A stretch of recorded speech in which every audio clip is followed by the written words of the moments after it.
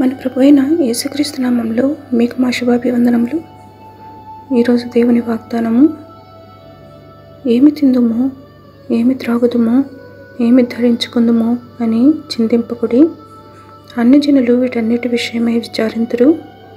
ఇవన్నీ మీకు కావాలనని మీ పరలోకపు తండ్రికి తెలియను.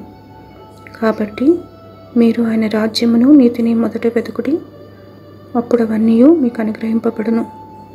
రేపటిని గూర్చి చింతింపకుడి, రేపటి దినము దాని సంగతులను గూర్చి చింతించును. ఏనాటి కీడు ఆనాటికి చాలును. మత్తయి 6వ అధ్యాయము 31, 32, 33, 34 వచనాలు. Do not worry, saying, What shall we eat, or what shall we drink, or what shall we wear?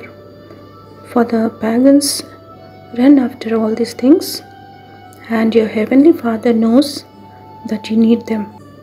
But seek first his kingdom and his righteousness, and all these things will be given to you as well.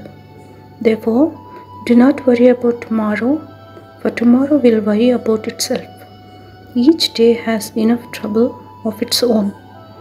Matthew chapter 6, verses 31, 32, 33 and 34. ప్రార్థన. ప్రేమగల తండ్రి, అనుదినము మా భారములను భరించుచు మాకు సమయోచితమైన సహాయం ఇచ్చుచున్నందుకై వందనాలు. మీ విశ్వాస్యతను మాపై చూపుతూ మాకు దయచేయ నూతన జీవముకై వందనాలు.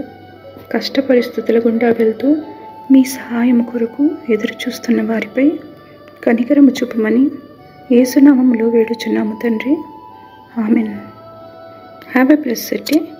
God bless you.